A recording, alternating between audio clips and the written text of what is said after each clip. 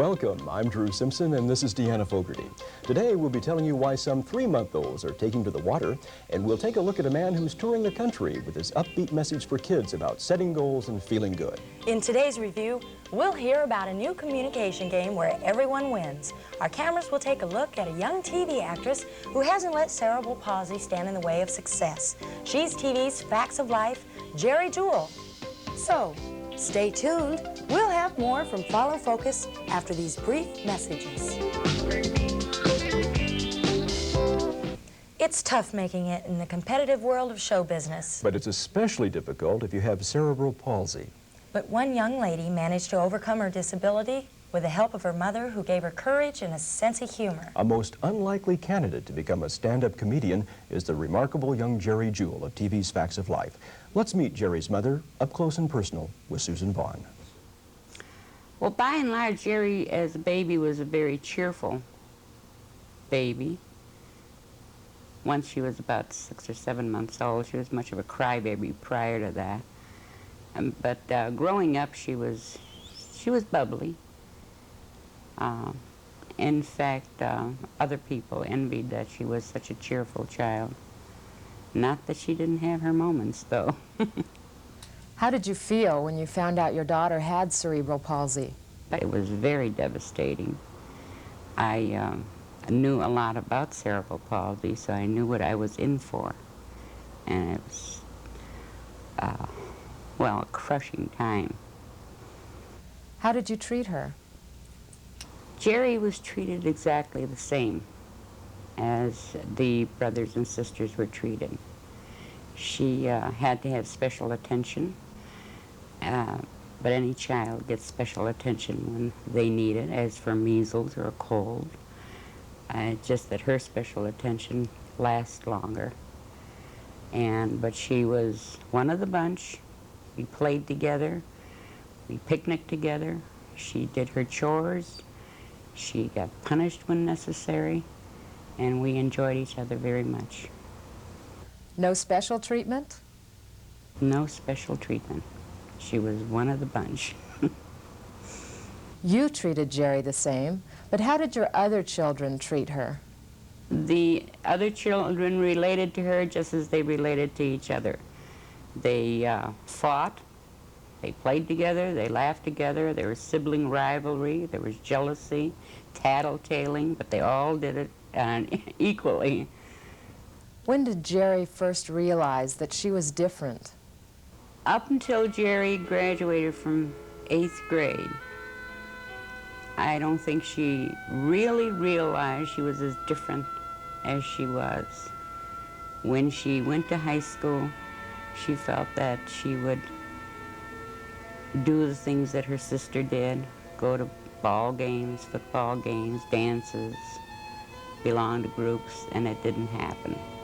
And it was like a bolt of lightning. She realized she was quite different and not totally acceptable, and she was very crushed, and there wasn't anything much I could do except watch with a broken heart. I'd hug her when she needed it, but mostly I had to let her fight that battle all by herself, and she did. Why did Gerry go into drama? I always told her that she can choose to do anything she wants. The whole world's out there. Why she chose drama or comedy, I don't understand. I felt it was the most difficult role for her to follow. But by gum, if that's what you want, go ahead. Do you think she has an insight into comedy that others don't? Well, I remember telling her when they were little, I remember telling Gerry that if you find a great comedian, and I always just think of Red Skelton and especially, you scratch the surface, you find someone with a lot of heartbreak, that you have to have hurt to know how to laugh. And that the important thing is to know how to laugh. Can humor help a situation like this? I think it can. What are the 3 major things that you did that contributed to Gerry's success? I accepted Gerry as a child first and a handicap second, and also I encouraged her and the rest, as I say, I treated them the same, to try to do anything they want. The third is to be able to laugh at yourself. I felt that that was very important, that a sense of humor is very important, or you just can't survive without it. Diana, isn't Gerry the first person with cerebral palsy to be successful as a performer? Yes, I believe she is. Mrs. Jewell hopes that people will see Gerry as someone who can act a serious part, but also make them laugh, not just a disabled person. What do school kids about drugs? And computers come into the classroom to help students with their work. For more information on any of today's topics, please send for our action sheet. So until next week, Drew and I thank you for joining us. See you next week.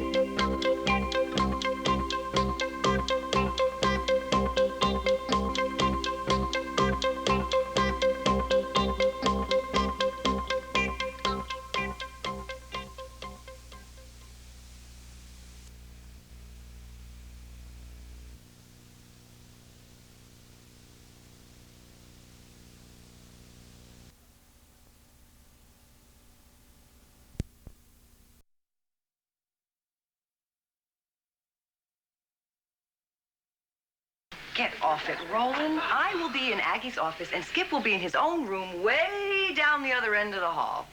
Just make sure nobody does any sleepwalking. Guys, Andrea and I are friends, just friends. So you said. And I'm going to keep saying it. Guys, we haven't the slightest interest in each other. Have we, Andrea? Nope. I'm not the least bit interested in her. And I'm not the least bit interested in him. I think they're protesting too much, don't you? I sure do. I have a date tonight. You do? So do I.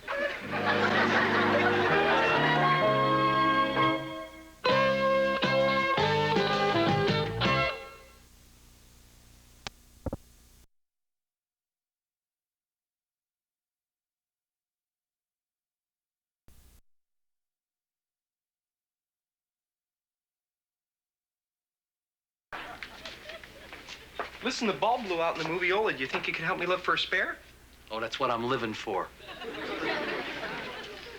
I did this to myself, using Brett to try to impress Mrs. Winkler, and look what happened. Always dreamed of her in my place. Now she's there and I'm not.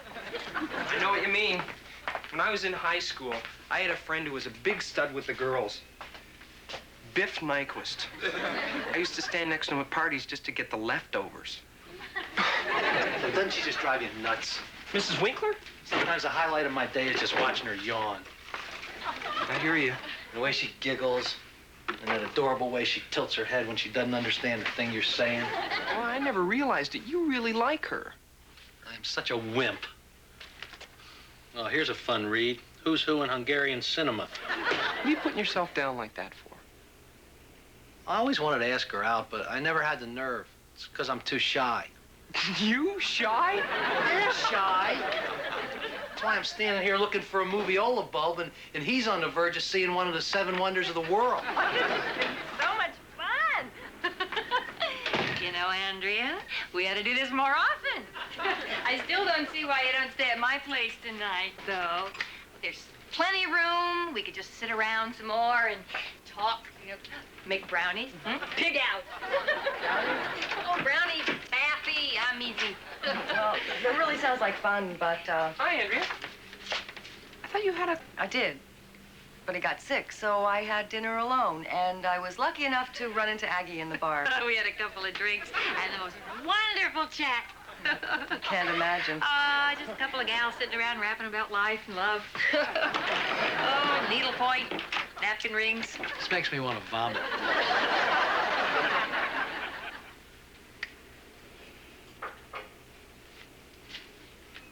Well, good night, everybody. I'm really Oh, booked. hey, it's too early to hit the old rack. Why don't you come back to my place for a nightcap, huh? I got a bottle of sour mash we could put a dent into.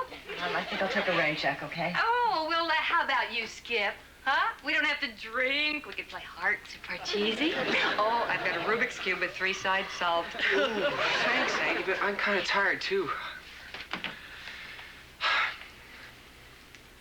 What am I, a leper?